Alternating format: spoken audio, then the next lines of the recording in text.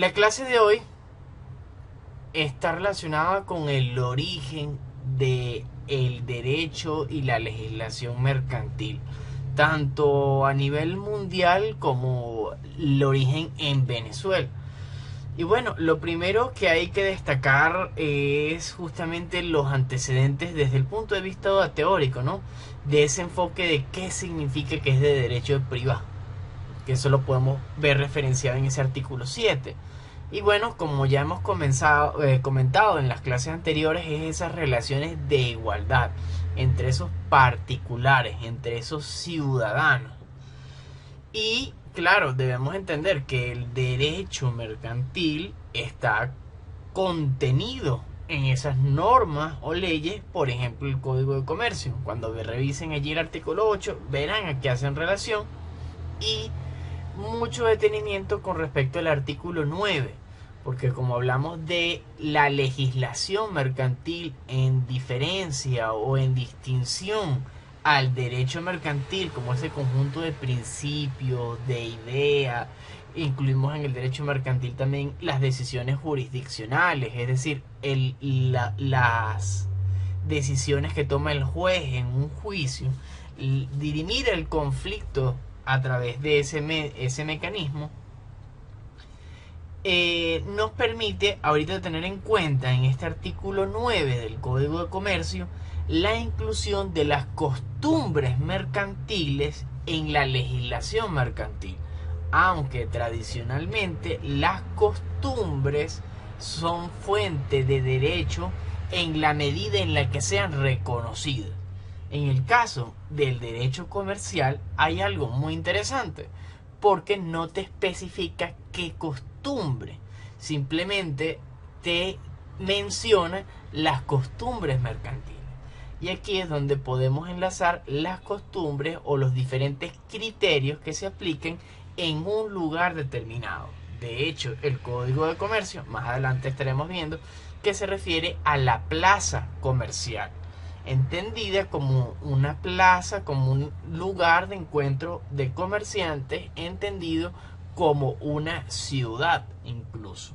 Entonces, a lo mejor, por poner un ejemplo comparativo, la tasa de cambio del dólar es distinto en Caracas a algún estado fronterizo como Ciudad Bolívar.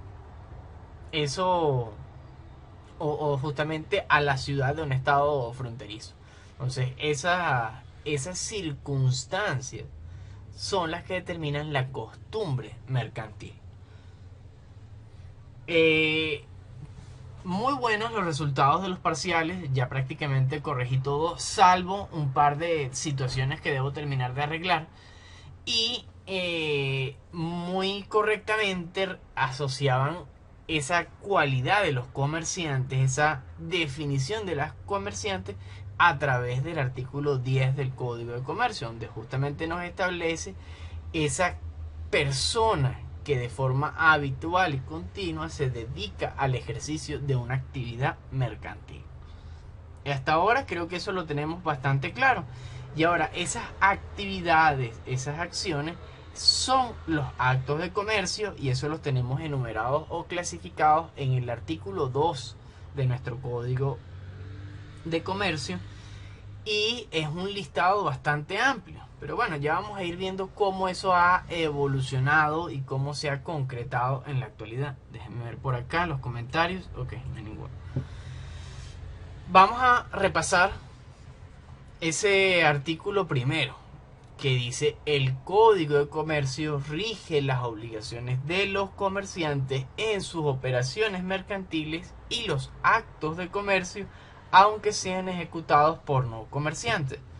Muy importante todo lo que está acá señalado.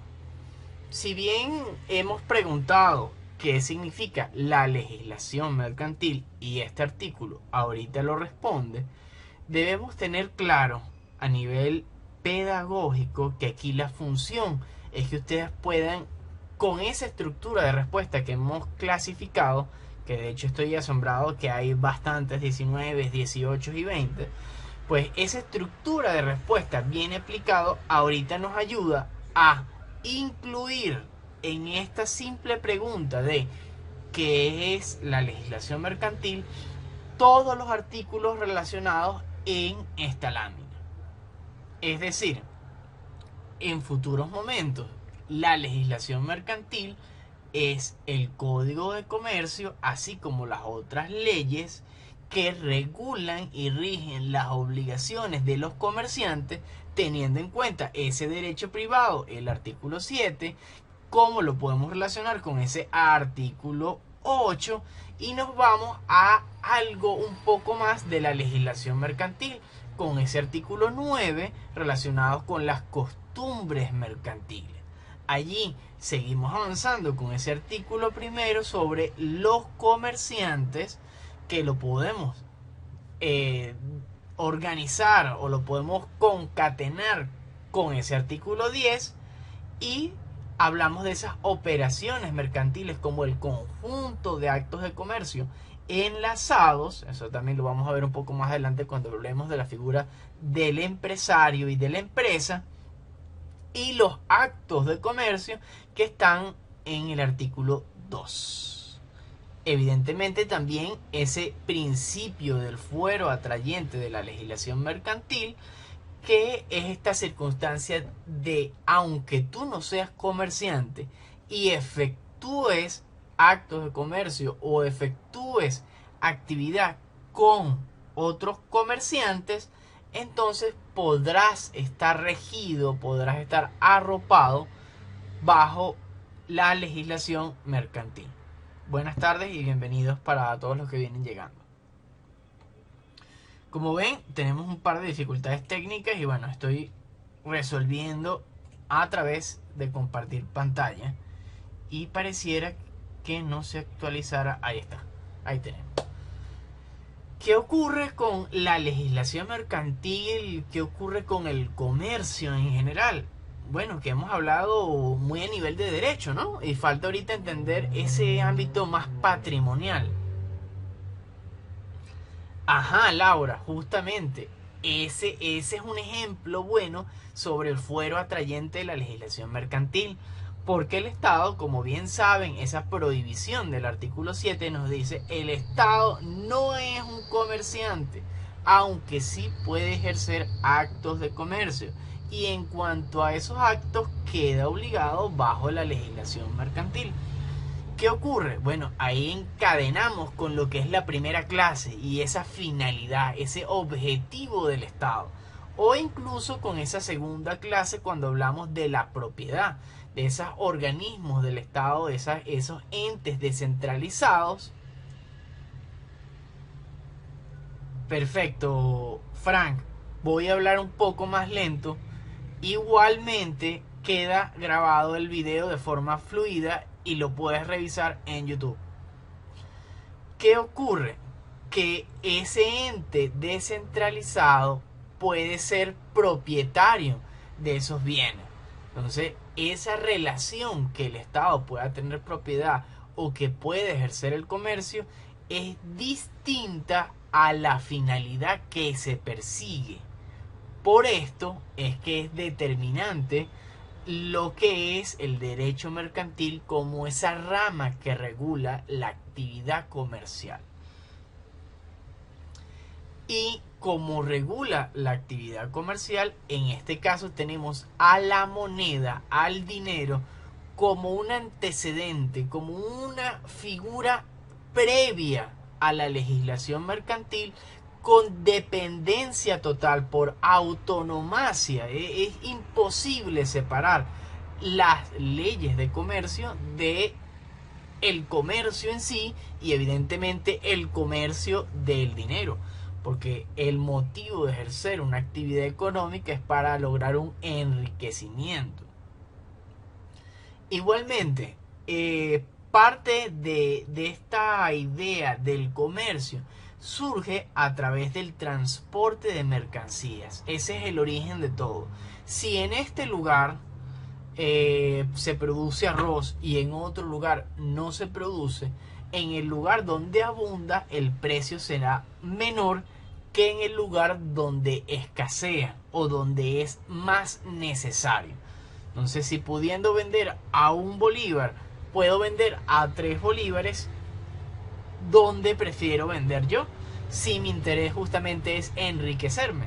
De allí viene ese aspecto. Igualmente, como vimos en las clases pasadas, ese aspecto de la finalidad del Estado, pues en el aspecto económico, aunque el fin último es esa necesidad económica, también hablamos de una necesidad social, porque al final el aspecto económico está totalmente ligado a la actividad humana y de la sociedad. Igualmente en esto hay algunas teorías, que bueno, la de Adam Smith, la de la mano invisible, hay, bueno, ustedes creo que ya por temas de economía general ya los manejan un poco más. Pero bueno, vamos a centrarnos que el derecho mercantil propiamente como está entendido, tanto a nivel nacional como a nivel internacional, ha variado mucho. Y podríamos decir que es hasta algo nuevo. Ahorita cuando veamos justamente las edades de la historia del derecho mercantil, esa edad antigua, la moderna, van a ver desde qué momento hago el recuento. E incluso tenemos historia más para atrás para jalar, pero bueno. Verán cuánto tiempo de humanidad ha transcurrido para que lleguemos al día de hoy a concretar esos derechos, obligaciones, actos de comercio y comerciantes propiamente. Y el derecho mercantil, a pesar de que es algo nuevo, tiene sus orígenes o se ha relacionado de una forma u otra con el derecho penal, con el derecho procesal, con el derecho civil, y bueno, ya vamos a ver algunas sociedades que nos ayudan a hacer alguna demostración clara. Y hablando hoy en día tenemos un ejemplo en cuanto a las sentencias interlocutorias, porque claro, hemos dicho, ese fuero atrayente es importante, ¿no? Decir que vamos a regirnos por la legislación mercantil en vez de otras leyes. Y ustedes probablemente se hayan preguntado, pero ¿por qué es mejor traerse las cosas para la legislación mercantil? Bueno, además de efectos de indexación y que nos permiten realmente mantener la capacidad adquisitiva en cuanto a las deudas y algunas circunstancias económicas, también hay situaciones de velocidad que nos ayudan a mantener tiempo, que en el ámbito económico es vital. ¿Cuánto puedes ganar en cuánto tiempo puedes ganar, no? Igualmente para esas inversiones, ¿cuánto tiempo es el retorno de inversión? Pero bueno, centrándonos un poco más en la materia, tenemos que en temas civiles, cuando se produce una sentencia interlocutoria, lo normal es un tiempo, un transcurso de 5 días, mientras que en el ámbito mercantil es de 3 días, lo cual evidentemente hay un proceso más expedito. Y si vemos en comparación o antiguamente, el derecho mercantil estaba ligado con el derecho penal y existían esas cláusulas penales, como por ejemplo esas penalidades de que te cortan un brazo o te cortan una libra de carne, o que te dan simplemente una paliza en compensación a una deuda o a un pago. Eso existió. En este momento perduran las cláusulas penales, sin embargo no tienen incidencia sobre el aspecto físico o humano.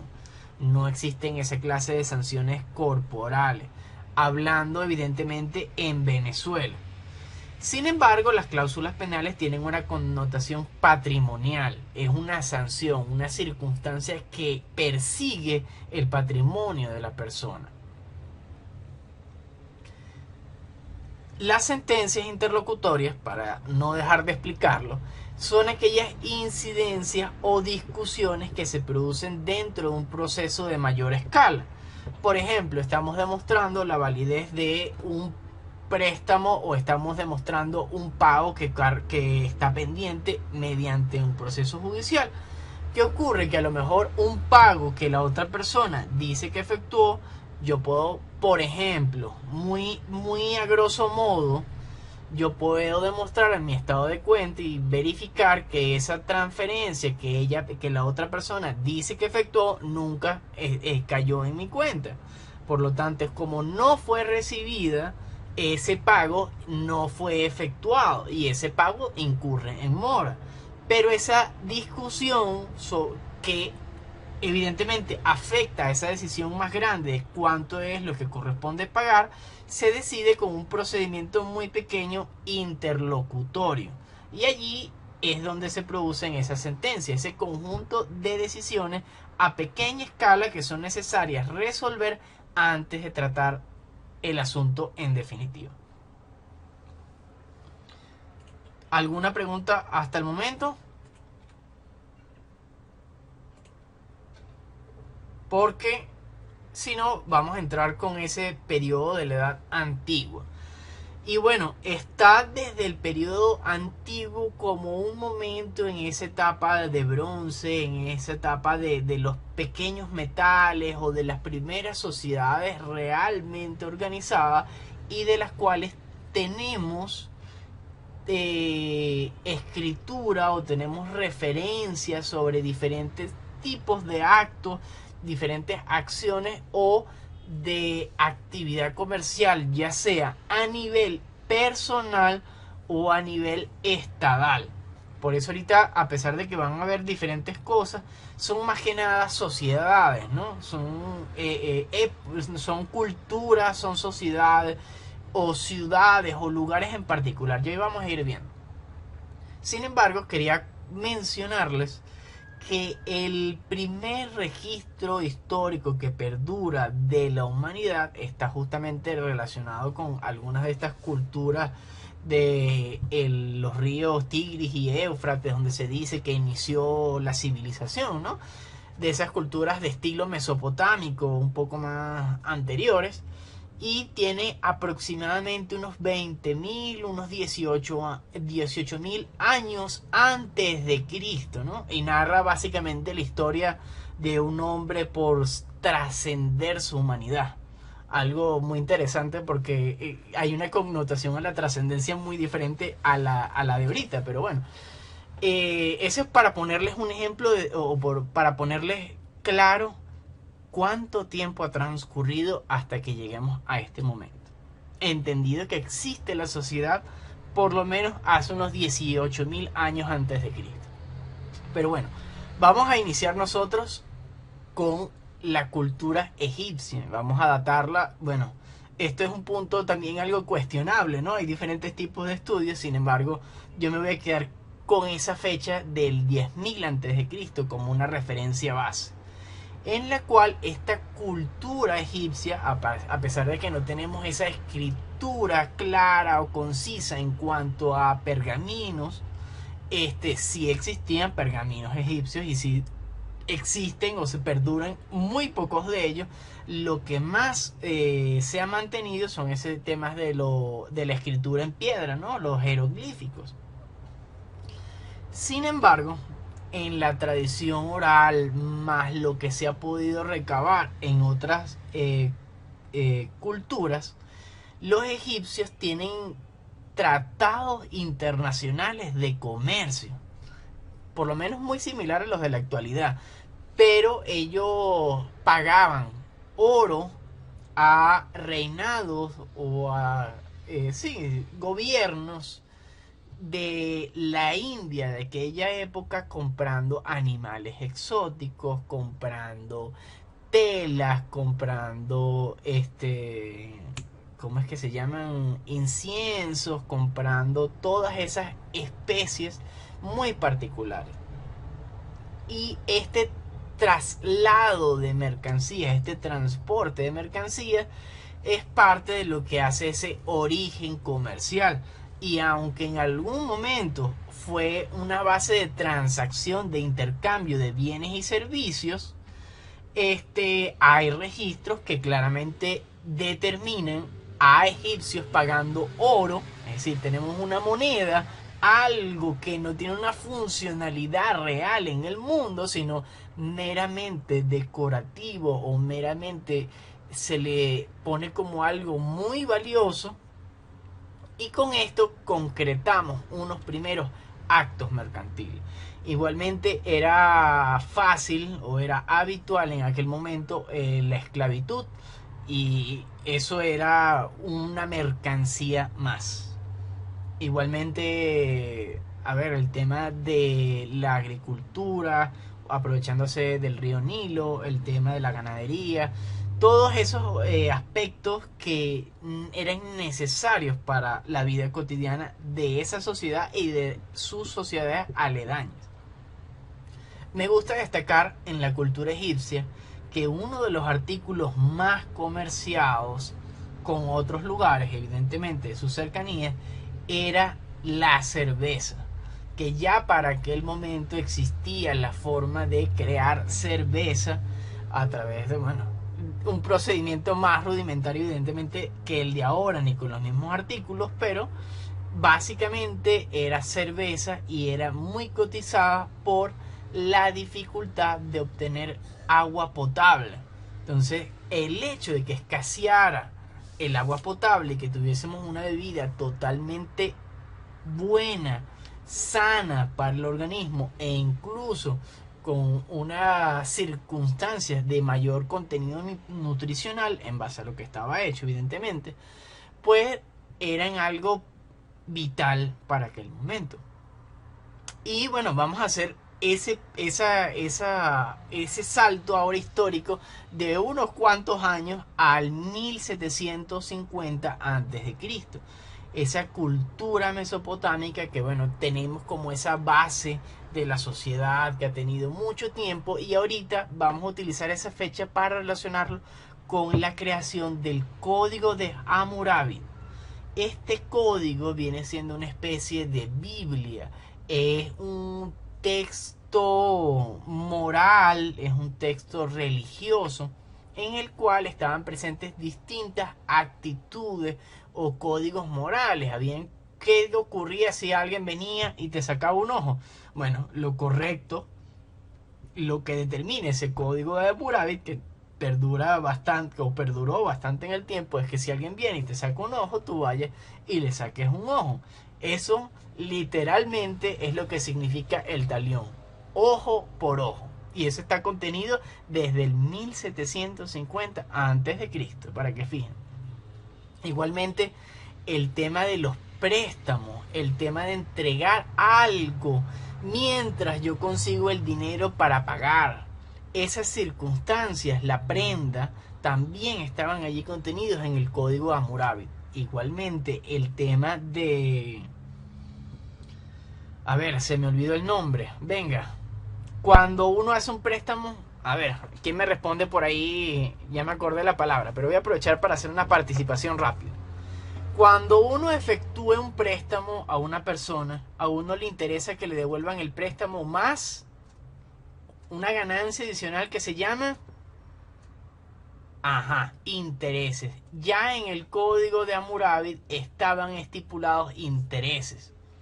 Fíjense que eso está desde el año Cataplum. Vamos ahora con la sociedad hebrea, que saben que, bueno, ha tenido una circunstancia bien importante, o un evento histórico como el Éxodo. Lo vamos a utilizar de referencia en el 1600 a.C., como vamos retrocediendo en el tiempo o acercándonos a la actualidad. Y en este Éxodo hay escritos de cómo funcionaba el tema de seguros, de qué camino era el que se debía elegir y cuáles eran las condiciones que le aplicaban a justamente las personas que habían decidido por qué camino avanzar. Igualmente, aquí en el tema del Éxodo también se hablaba de préstamos, también se hablaba de premios. Seguimos avanzando, 1200 a.C., con la cultura fenicia.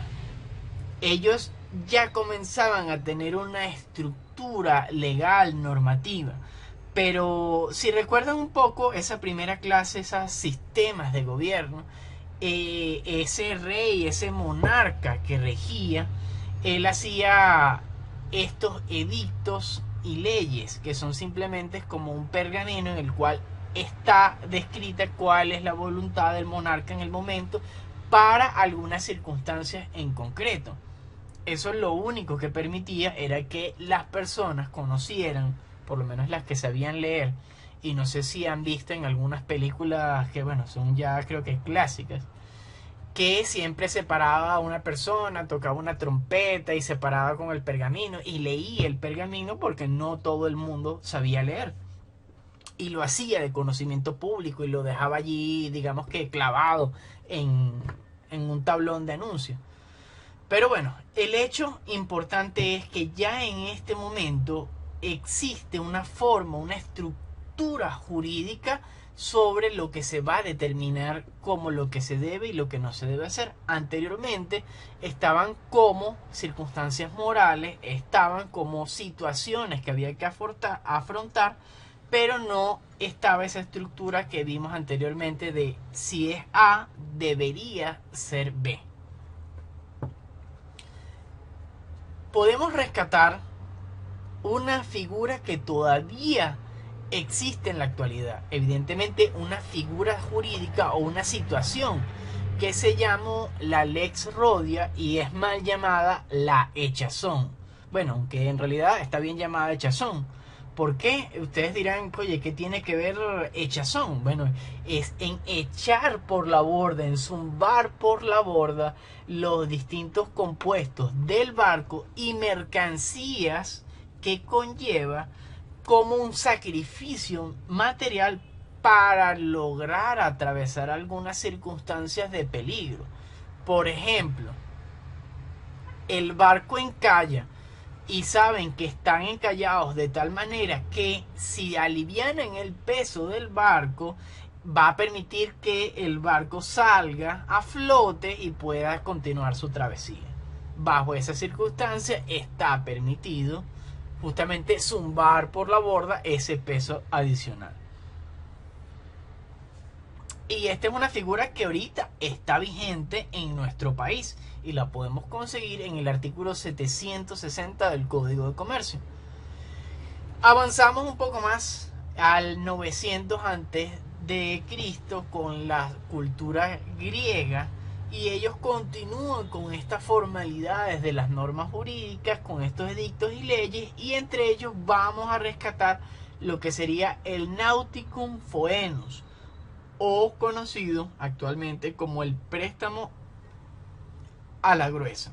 Ojo por aquí que consistía en el préstamo a riesgo, en el cual si los bienes se perdieran, solamente se recuperaba el capital invertido, pero si llegaba a destino, no solamente, y se culminaba justamente con la negociación de esos bienes, no solamente se recuperaba el capital invertido, sino que además me correspondía un interés adicional por justamente tu enriquecimiento en tu transacción. ¿Eso está claro? ¿Este tipo de préstamo está claro?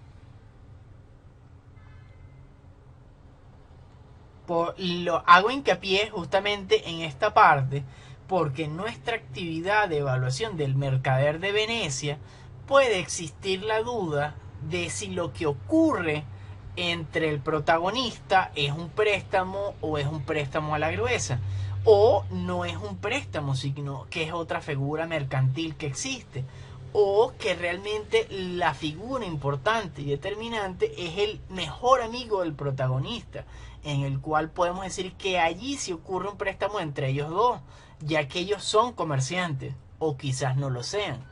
Evidentemente estoy dando algunas pistas, pero ojo a estas relaciones, ¿vale?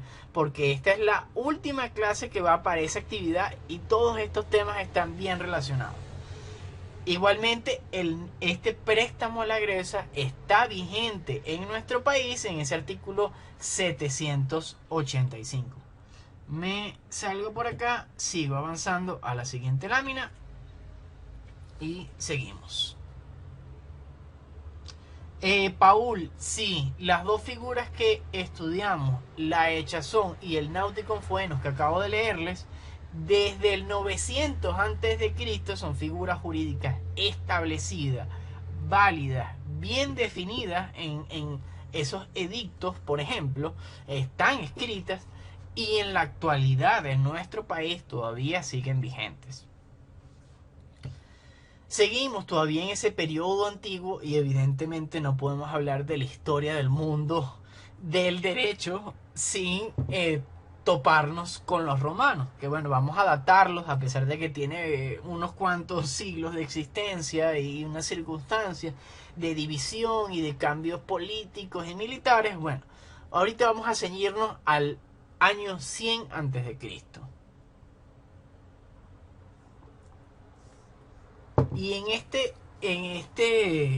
esta sociedad o esta cultura romana tenemos las leyes claramente definidas y establecidas. Parte del derecho civil del mundo está basado en algunas circunstancias o en algunas decisiones y leyes que tenían los romanos escritas. Ahorita vamos a hablar de estas dos acciones que son muy importantes, que originan en cierta medida lo que serían algunas relaciones laborales, fíjense en esto, y no solamente en relaciones laborales, sino figuras de cierta confianza, por ejemplo los contadores, los administradores. Vamos a ir poco a poco, me avisan si no comprenden algo. Ahorita vamos a hablar de la actio institutoria, que es cuando se otorgaba al dueño de un negocio mercantil el derecho a reclamar al administrador de algunas obligaciones que éste contrayere.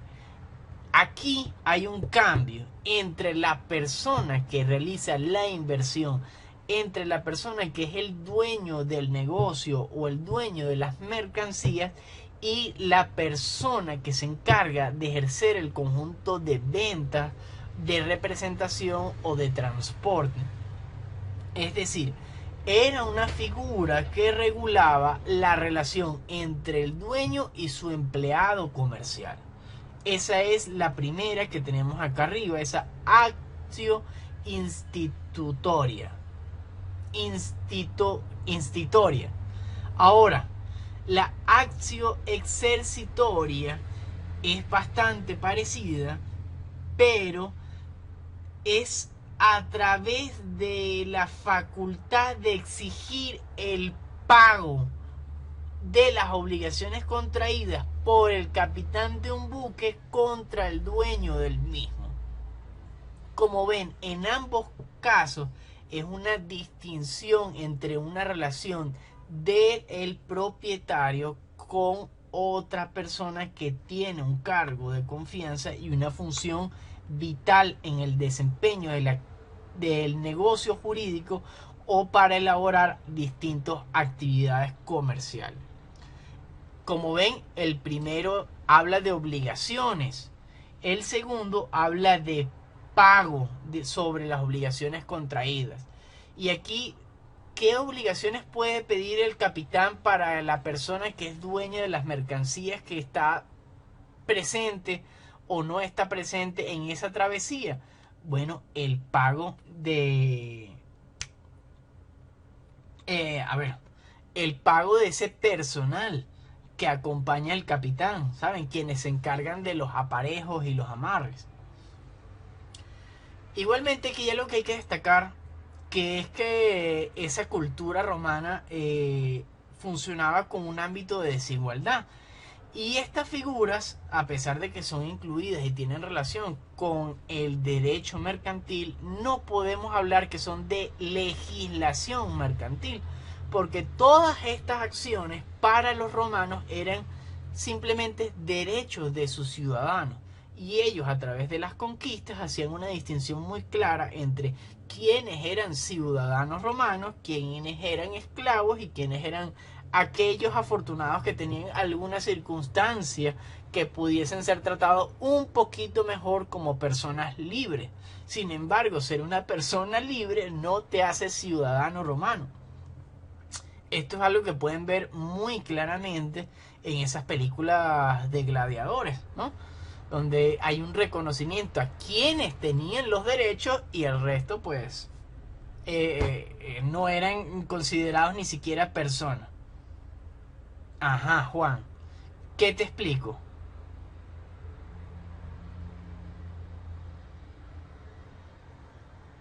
Tenemos, Ajá. Si te vas ahorita a la lámina, en lo último, lo que trato de hacer referencia es que las relaciones entre los romanos generalmente se basaban en un plano de desigualdad entre esa ciudad-estado y las diferentes provincias que tenían conquistado. Y del mismo modo, así como a nivel estadal funcionaba, a nivel particular entre las personas también funcionaba de esta manera. Y estas relaciones de igualdad que se producían entre ciudadanos romanos con otros ciudadanos romanos, pues no eran contenidas como de derecho, no eran contenidas de legislación mercantil, sino simplemente como derecho civil, derecho de los ciudadanos. ¿Eso está claro? Ok. Vale, cualquier duda, ok, así sí, fin. Cualquier duda, me avisan, seguimos. Porque avanzamos ya a la Edad Media y bueno, se produce este fraccionamiento de lo que es el Imperio Romano y evidentemente termina cayendo. Sabemos que vive y persiste todavía para estas épocas que vamos a conversar. Sin embargo, bueno, fíjense a manera pedagógica, como una línea de tiempo que vamos haciendo desde el pasado hasta la actualidad.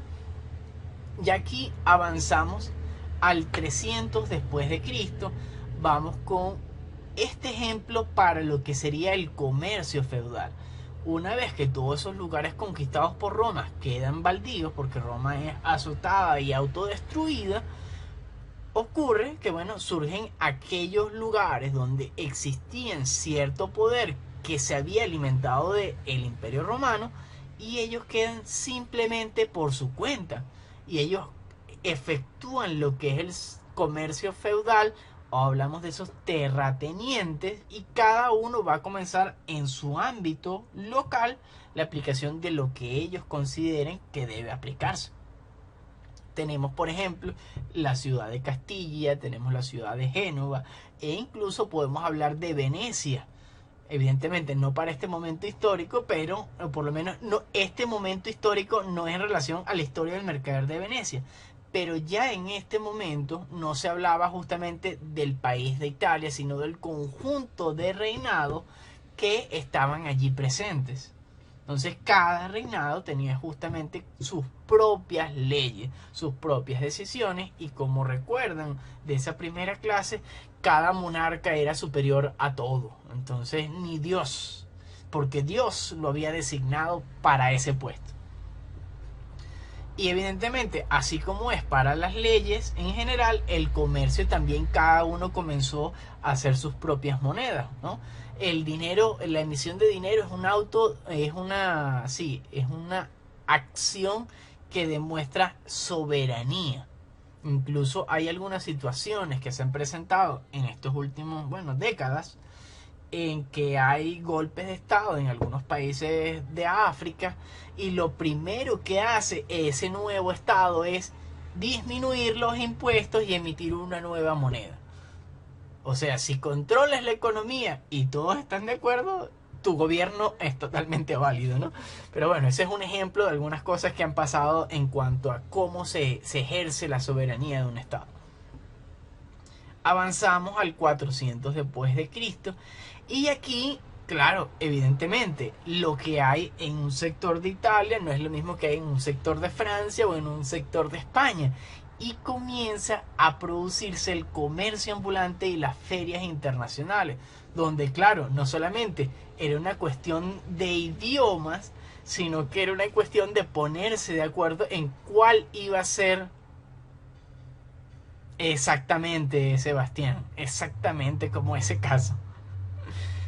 Se iban a poner de acuerdo en, mira, si en Francia, en este poblado, en Toulouse, es mejor venirse a comercial, aquí es más seguro, no te van a cobrar peaje en la entrada, vámonos todo el mundo para allá y comerciamos. O es mejor estar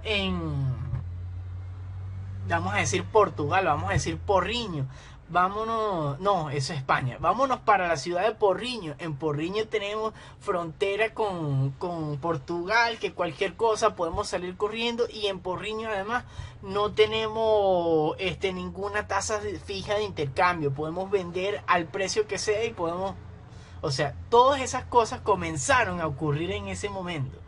Y allí las leyes y las costumbres mercantiles, así como el idioma, comenzó a fundirse entre las fronteras. Eso hablamos claro a nivel terrestre.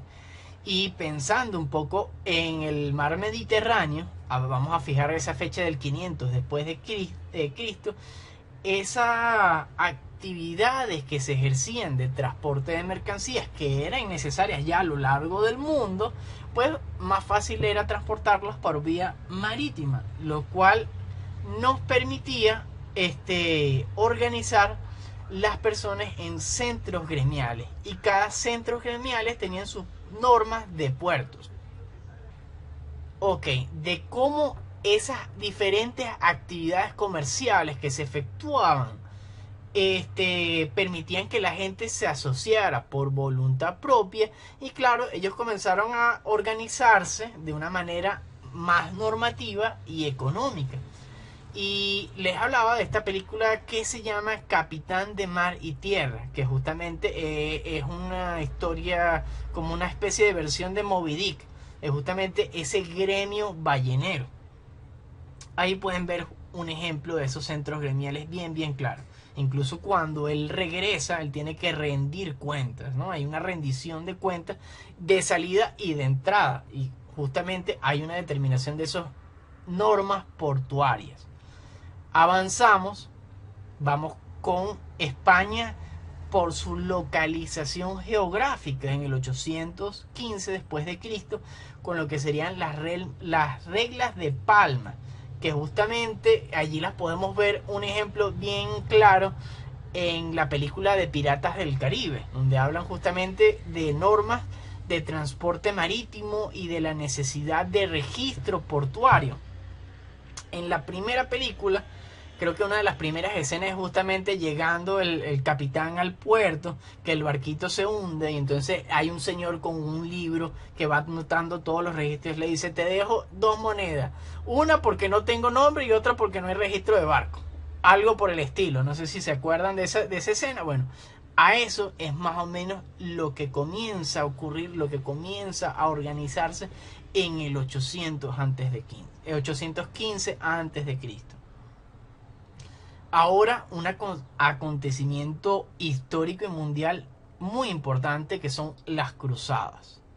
Las cruzadas en el 1076 después de Cristo, vamos a fijarlas aproximadamente, pero para el mundo del derecho mercantil importa mucho, ya que se crean, nacen las figuras de las letras de cambio, de los títulos, valores, comienza una estructura jurídica para las comisiones y esos intereses cambiarios. Igualmente se crean bancos muy importantes que perduran hasta el día de hoy, como por ejemplo los bancos suizos. Un tema de entender de las cruzadas, que justamente era ese llamado por recuperar la Tierra Santa en ese espacio árabe, en ese espacio de nacimiento, esa mezquita, ese lugar de donde nació Cristo, ese lugar del catolicismo que fue ocupado y X y Y motivo. Tenemos ahora esos católicos de aquel momento, esa guerra santa que se produce por esos distintos reyes que se sienten llamados a recuperar esa Tierra Santa y se trasladan a Jerusalén con ejércitos y riqueza para retomarla. Y allí tienen figuras muy importantes, personajes como Ricardo Corazón de León y a Salahadino, ¿no? Ese personajes muy importantes. ¿Qué ocurre con esto? Bueno, que es más fácil llevar papeles, llevar documentos, que 500 toneladas de oro, ¿no? Siempre la forma más fácil ha sido esa.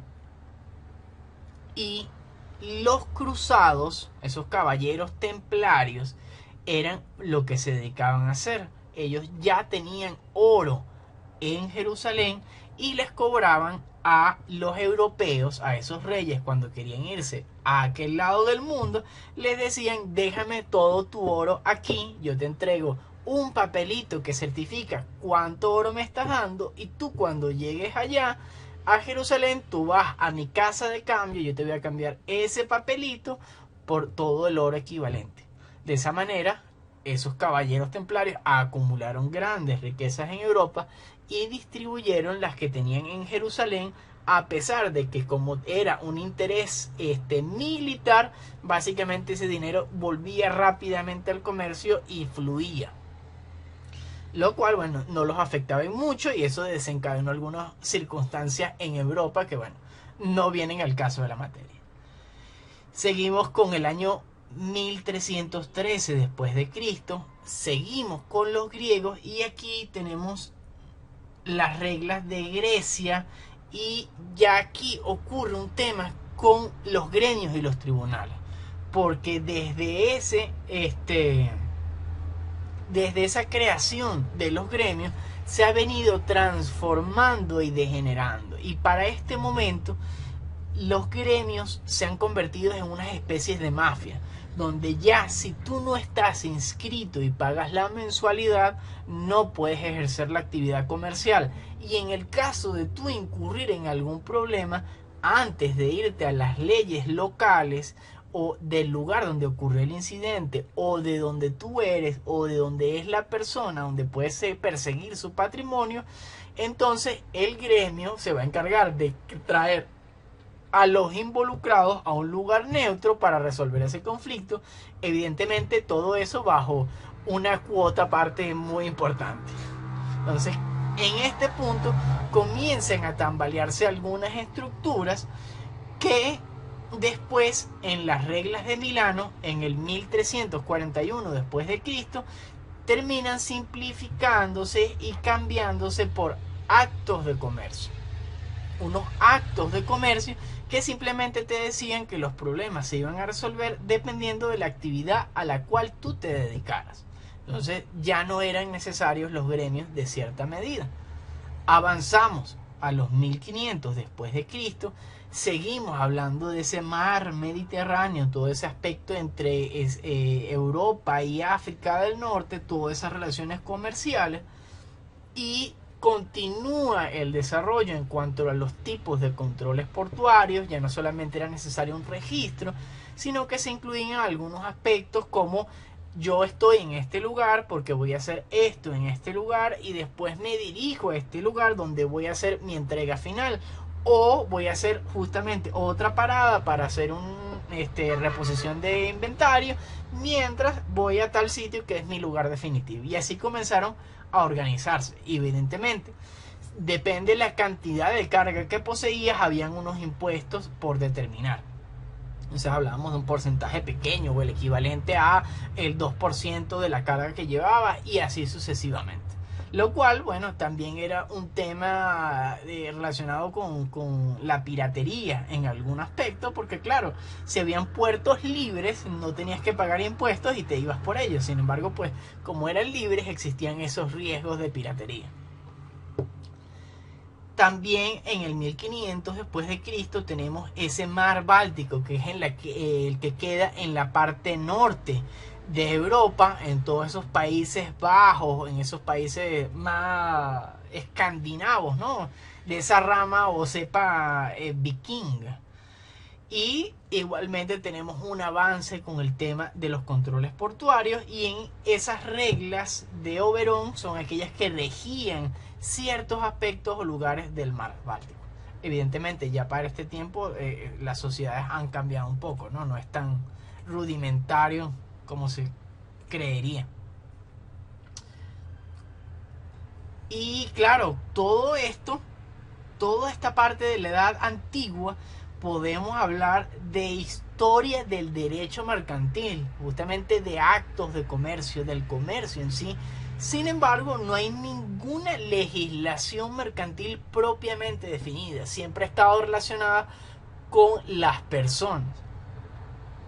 Pero a raíz del 1638, con esta figura del rey Luis XIV, que digamos que estaba un día muy tranquilo en su castillo, viendo cómo hacían diferentes negociaciones, y oye, habla con sus escribanos, habla con sus consejeros y les dice, oye, explíquenme qué pasa acá. Entonces, claro, después de algunos años, recolectan todas esas actividades comerciales en un solo compendio, en un solo libro, que se llamó la Lex Mercatoria. Evidentemente, era un libro que, a ver, contaba las historias de las diferentes transacciones y ventas que se realizaban en esa localidad, en Francia. Y habían tanto acciones de tierra como marítimas, desembarques, intercambios allí de bienes.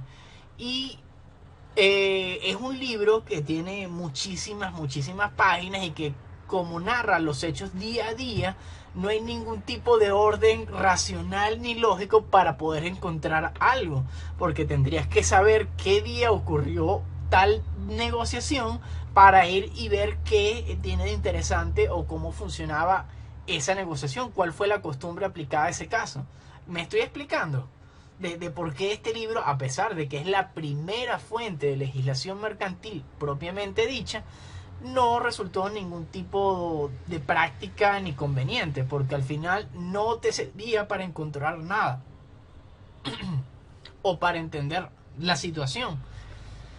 Pero después de que se recopila, lo que él ordena es organizarlo de una manera coherente, y en el 1673 sale la recopilación de costumbres mercantiles terrestres, y en el 1681 sale la recopilación de costumbres mercantiles marítimas. Y ahora sí, esas situaciones que estaban contenidas en la Lex Mercatoria, ahora sí estaban de una forma más coherente y de una forma dividida, las que aplicaban a la tierra y las que aplicaban al mar. Si nos vamos ahora a la actualidad, un solo código de comercio rige tanto las obligaciones de la tierra como del mar. Seguimos avanzando y ya vamos a entrar en un momento más contemporáneo. Del 1737, como ven, ya estamos en tiempos de la colonia española y tenemos esas ordenanzas de Bilbao, que eran las que regían a cada una de esas colonias españolas fuera de España, esos territorios ocupados o conquistados. Esta fue la primera legislación mercantil aplicable o que se ejerció en Venezuela.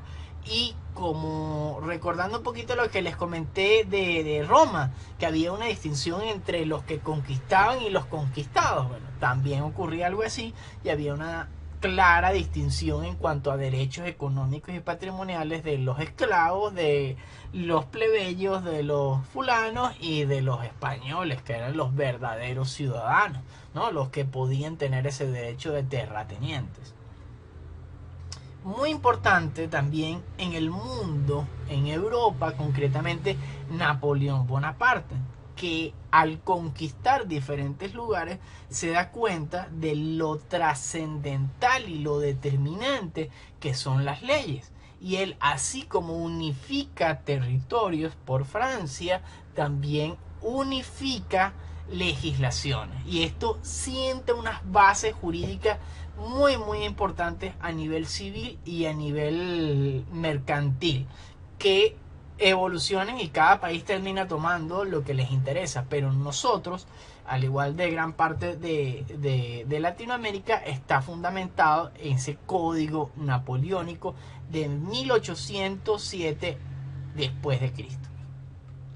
Tranquilos que ya estamos por terminar, porque con esto pasamos a la edad contemporánea al Código Mercantil venezolano. En algunos de los exámenes respondieron hasta la fecha de creación del código o del código vigente, ¿no? Y eso está bien, no era parte de lo que estaba allí, pero se nota que han investigado y que no solamente se han quedado con esta parte de información introductoria de la materia, lo cual les aplaudo, felicitaciones. Pero bueno, hablando aquí de lo puntual, tenemos que después de la independencia de Venezuela, en el 1862 sale el primer código de comercio venezolano. Y evidentemente, pueden ver la fecha, evidentemente se dan cuenta de qué ocurre con los tiempos de independencia, ¿no?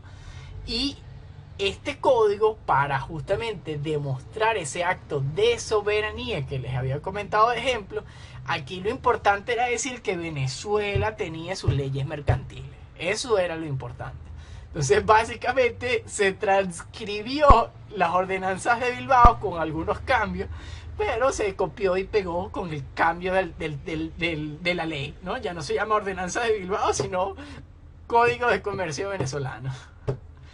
Evidentemente esto ya no aplicaba para la relación civil venezolana, porque ya no había esa distinción entre esclavo, patricio, o sea, la existía, pero para nivel legal ya era unas figuras superadas.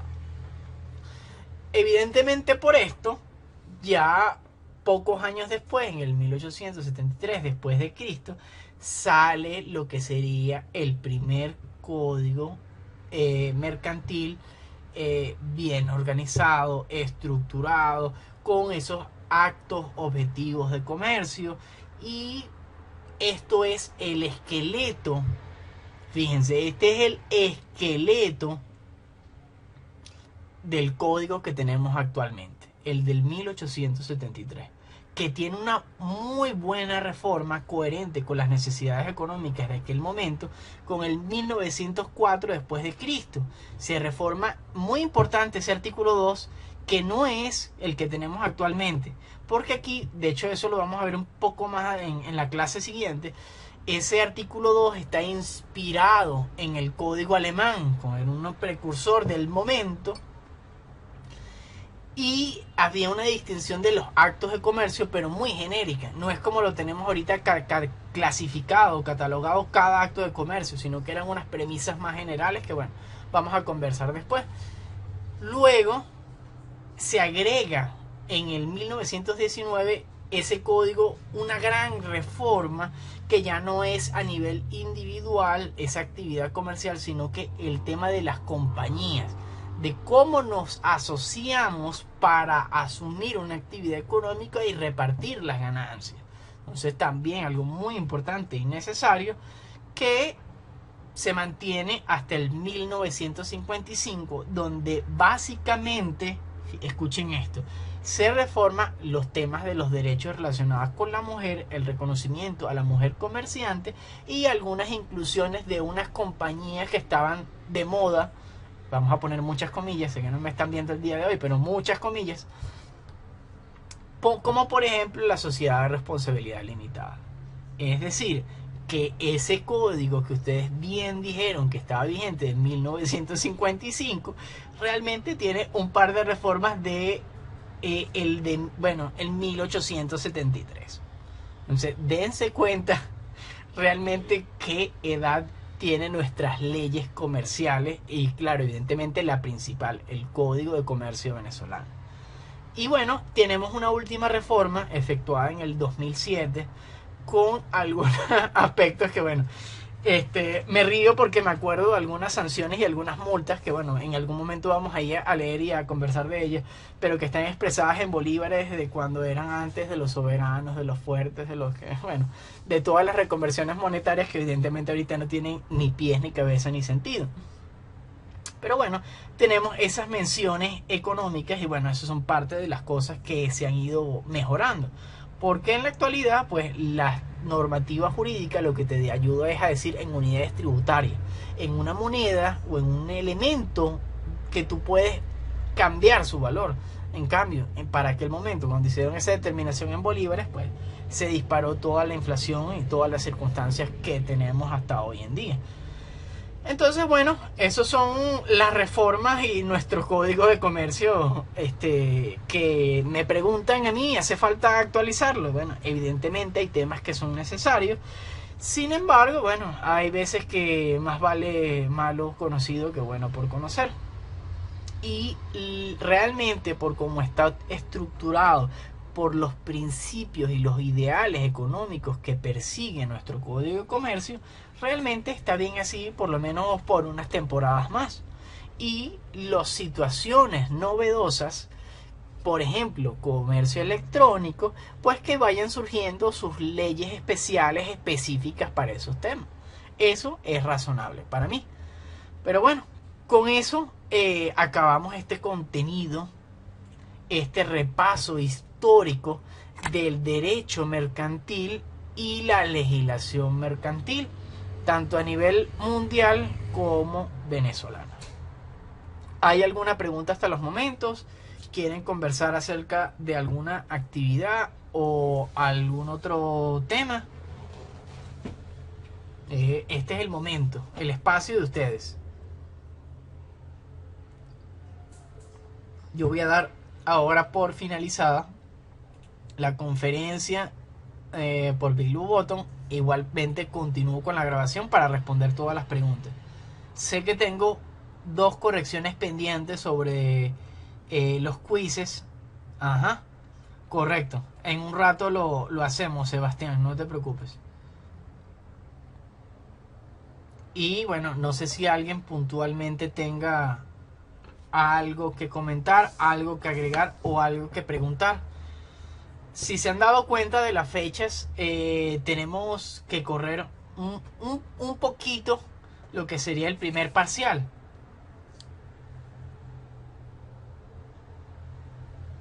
Ajá, Santiago.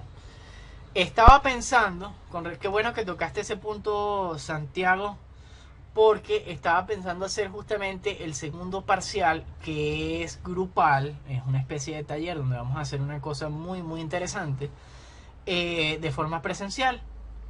Sin embargo, sé que tengo, creo que son 3 estudiantes de UCAP Guayana y hay por lo menos 2 estudiantes del exterior, así como hay algunos del interior que no están en Caracas y es un poquito complicado. Por lo que decidí hasta el momento, y en base a sus opiniones veremos si se cambia o no, pero hacerlo para todos de forma electrónica, que ya los he hecho de forma electrónica esa actividad, se puede hacer sin ningún problema. De hecho manejo en simultáneo lo que sería Big Blue Button, estas conferencias, y lo que sería el Google Documents, que podemos compartir justamente los accesos. Entonces cada grupo trabaja de manera separada y yo voy visualizando en directo la actividad de cada uno de los participantes. Entonces eso está bien interesante. Ya los he hecho desde cuarentena, lo he venido haciendo de esta manera porque es una actividad que merece la pena hacerla en grupo. Ajá, ya va, Sebastián, ya te voy a decir el primer parcial, pues claro, vamos a moverlo levemente, pero voy por orden en el chat. Vamos aquí a leer a Paul. Correcto, Paul. No les comenté en qué fecha estaban aplicando esas normativas para Venecia, para que justamente ustedes, repasando, se dieran cuenta de cómo enlazaba esta clase o con qué figuras mercantiles podía enlazar esta clase con la actividad. Pero hasta esta clase es que esa información debe estar relacionada. Ya la próxima no. Ajá, Sebastián, vamos a responder tu pregunta. El primer parcial creo que va a ser una semana después de lo que está agendado o está allí marcado en el calendario. ¿Por qué? Porque las exposiciones, que recuerden que me deben entregar primero ese borrador, ese informe por escrito, va para el parcial. Todas esas exposiciones van para el parcial. Entonces yo les voy a dejar, hay algunas temas que no van a ser expuestos por ustedes, pero yo les voy a dejar las exposiciones de semestres pasados de esos temas para que ustedes hagan el enganche y puedan estudiarlas. Igualmente, en los que me envíen los documentación escrita en PDF, yo creé una carpeta en el archivo que voy a utilizar para mandarles allí cuando estén correctos esos trabajos en PDF. Esos trabajos escritos yo los iré subiendo allí para que, además de ese video, tengan una fuente escrita para estudiar. Igualmente, como ven, los temas o el enfoque es bastante básico, es entender qué es esa figura, cuáles son sus fundamentos jurídicos y cuál es su incidencia a nivel de derechos y deberes. Claro, hay un aspecto de ese ejemplo que deben mostrar, que puede ser documental o alguna situación. De hecho, yo les he comentado algunos ejemplos que podrían tomar de referencia, algunos casos concretos, que bueno, es para que se visualice, que se vea cómo es que funciona eso. Sigo avanzando.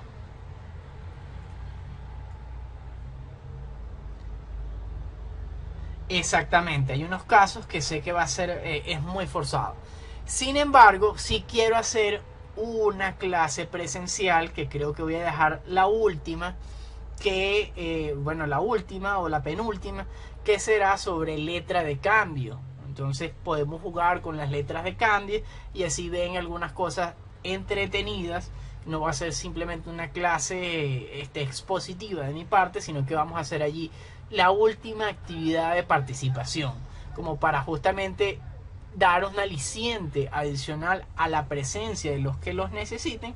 Y bueno, no va a ser una clase de simplemente escucharme, sino que vamos allí a interactuar con las letras de cambio. Ajá, Juan Torres, ¿cuál es la pregunta que tienes concretamente? Repetir los temas para investigar. Los temas que van para el primer parcial.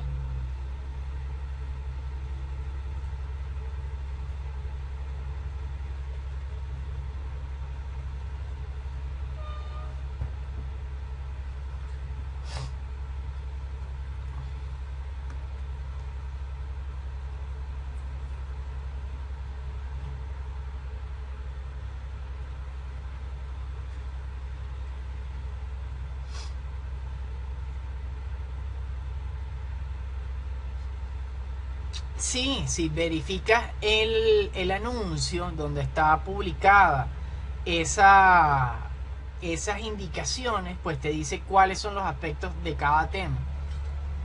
Está en el anuncio de módulo 7 que se llama exposiciones, creo que es el último que está publicado.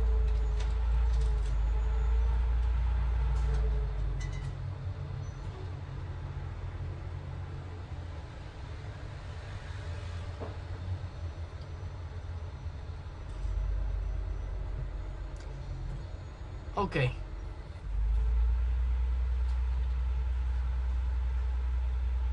En algunos momentos creo que respondo un poco de forma indirecta, pero es que a veces son tantas cosas las que conllevo que específicamente eso no lo recuerdo. Sé que está en algún lugar, pero exactamente cuál, bueno, en este caso está allí, en el tema, en ese anuncio de las exposiciones. Con respecto a las exposiciones, me gustaría ya para la próxima semana tener algunos de los trabajos hechos, y tengo entendido que faltan todavía 3 grupos por crearse, lo que significa que hay por lo menos unas 12 personas todavía sin grupo. Así que ojo con eso, porque ya hay que comenzar a entregar la parte escrita. Ajá.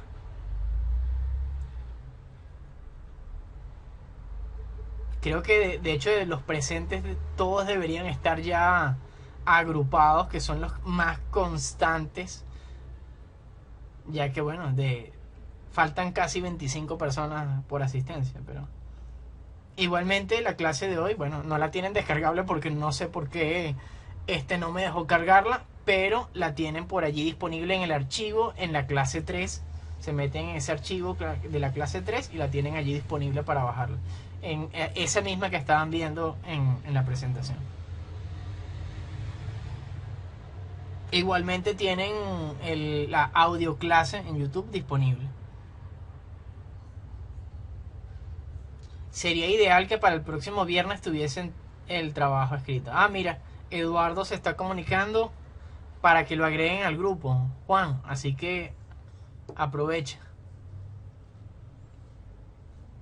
Y la otra semana de arriba creo que son las exposiciones para el 19. Porque también para el 7, que es la semana anterior, está el trabajo del Mercader de Venecia. Así que tampoco es que puedo zumbarles todo encima a la vez. Eso no es justo.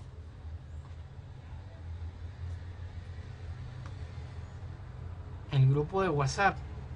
Bueno, es que tengo desconectado el teléfono. Evidentemente la conexión ahorita está fatal de Wi-Fi o de lo que sea. Entonces yo estoy desconectado y mis datos no están ayudando mucho por lo que veo. Ajá, estoy viendo. Ah, claro, ahorita están llegando todos los mensajes del grupo. Déjame leerlo mientras estoy por aquí. A Fernández, le voy a decir, bueno, no está por acá, pero le voy a decir, revise.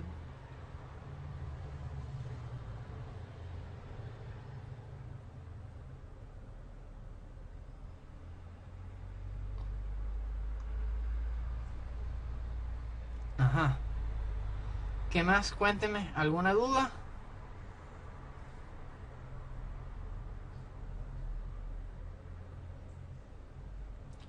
Ah, Luis está diciendo por acá que se me escuchaba muy mal. Bueno, ya con la grabación va a estar todo fluido.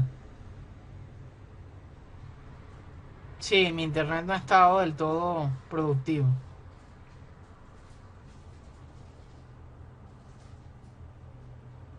Ok, ¿listos por el día de hoy entonces? ¿Ninguna duda más que aclarar?